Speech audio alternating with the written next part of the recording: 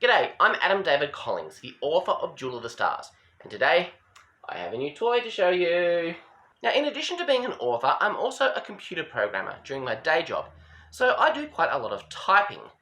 Now, for a long time, I've just been using the inbuilt keyboard on my laptop, which is fine, it does the job, but I've been thinking for a while that I'd really like to get an external keyboard, and I thought, if I'm going to do this, I really want to make it a mechanical keyboard, because people swear by them. You type more efficiently, more accurately. It's just a great feeling to your fingers, and I want to have that experience. It might get me working a bit more often on those books.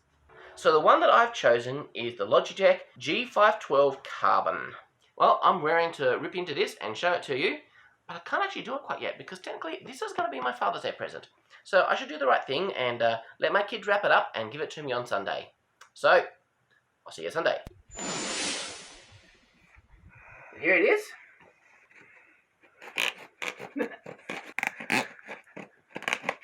Let's see what's inside.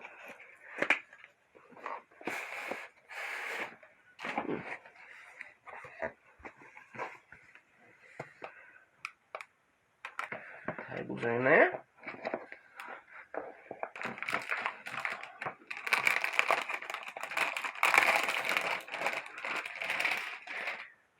And there she is. Isn't she a beauty? Are you ready? Gonna touch the key for the first time. Check it out. Is that the kind of keyboard you get with a normal computer, not a laptop? Well, more than that, this is a mechanical keyboard. You don't get them with anything unless you buy them specifically. Let's have a play!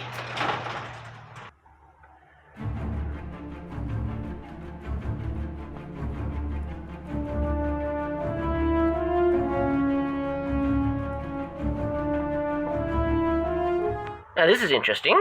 We've got our USB cable here, and it comes to a splitter, and we've got two USB plugs. So I'm wondering what the reason for that is.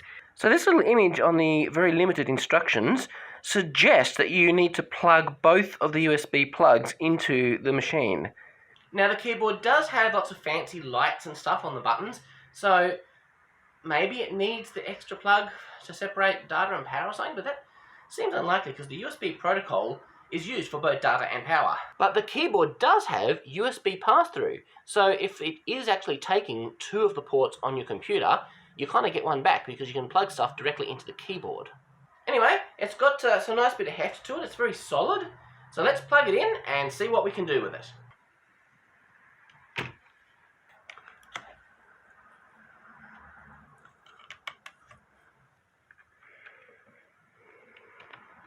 You know what? I think the second USB plug is actually to make the pass-through work. So you're not really getting an extra USB port on your device, you're just moving it from the computer to the keyboard.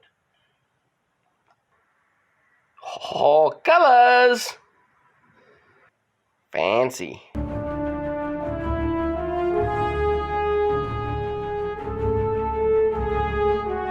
Alright, let's give this baby a go.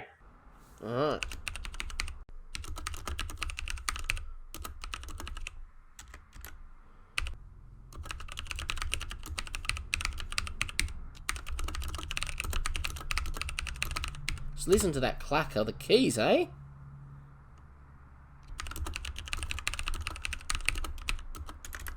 I'm loving it.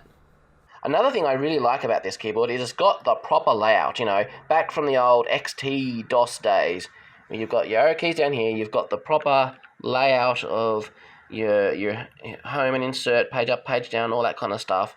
Just the way I remember it. Check out on my laptop keyboard, the page up and page down are right there next to the arrow keys, and I'm forever hitting page up and page down by accident. So this is a bloomin' awesome luxury, I can tell ya. And just look how high these keys sit on the keyboard, and you can get a decent look at the mechanical switches underneath them. So I really should test my theory regarding that second USB plug.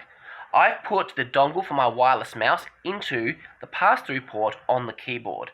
Now if I unplug the second USB plug onto the computer, I suspect my mouse will stop working. Let's give it a try. This is the one that has the USB symbol on it. The other one has a picture of a keyboard.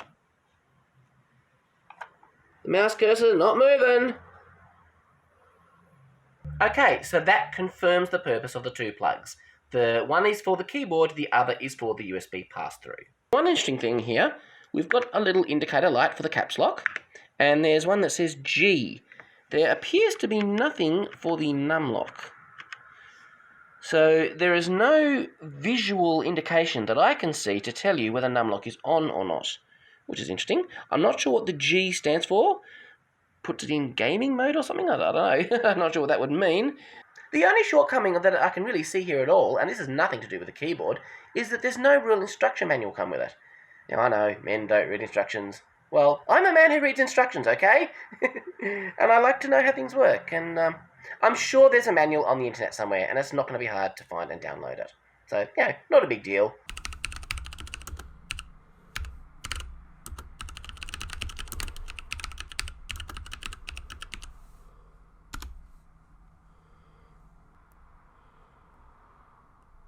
Well, this looks like the keyboard. Interestingly, this is off a website called manualslib.com, so it's not an official Logitech website. So take that with sufficient salt, but it seems to be a legitimate manual for this device. Okay, so we better play with this. Apparently, function F5 changes the lighting effect on the keyboard. Oh yeah, it's all blue, fading in and out. Oh, I see. So you type a key, and it's like a water ripple that kind of goes out from that key. How cool is that? So this is color wave left to right. This is color wave right to left. Color wave center out.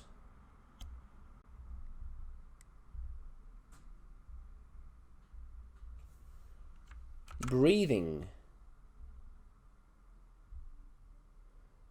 So there's like a pulse on and then off. Kind of cool. This is the color cycle, where it just keeps changing colors.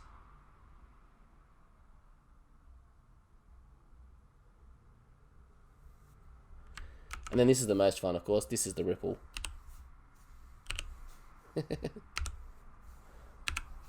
That's so cool. I like that function lock is just off by default. So all the function keys operate as function keys, F1, F2, etc. until you hold down function, and then they do their fancy stuff. That's the way I like it. There is apparently some Logitech gaming software that actually allows you to control some of these defaults and settings. Oh, here we go, F8.